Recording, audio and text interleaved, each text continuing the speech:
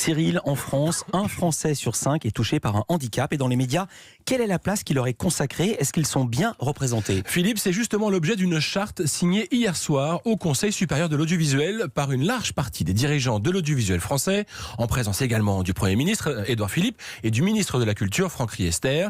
Mais une charte peut-elle vraiment aider à une meilleure représentativité des personnes handicapées? Écoutons la réponse à cette question de Roch-Olivier Mestre, le président du CSA, que notre journaliste Louise Bernard a rencontré hier soir.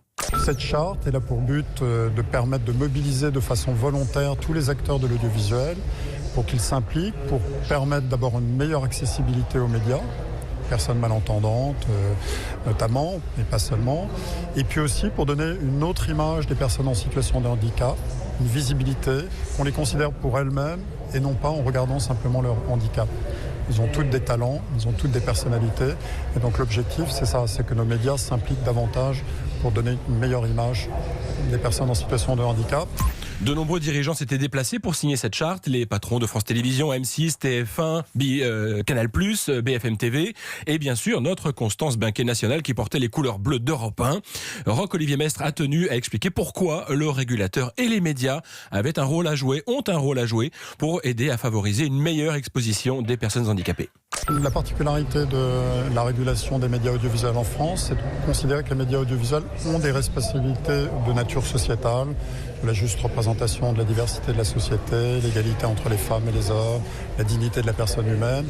Et donc au-delà de notre activité de réglementation, parfois de sanctions, qui est très connue du grand public, on nous appelle le gendarme de l'audiovisuel, on développe beaucoup d'activités en partenariat avec les entreprises de l'audiovisuel pour progresser justement sur le terrain sociétal.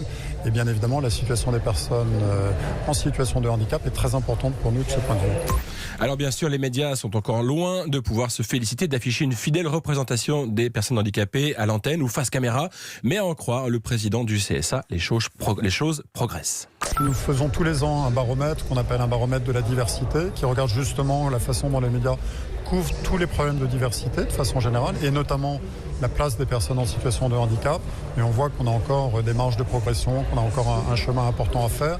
Mais la société évolue, le regard que nous tous nous portons sur les personnes en situation de handicap a changé au fil des années, et les médias, qui sont aussi le reflet de la société, sont en train d'évoluer.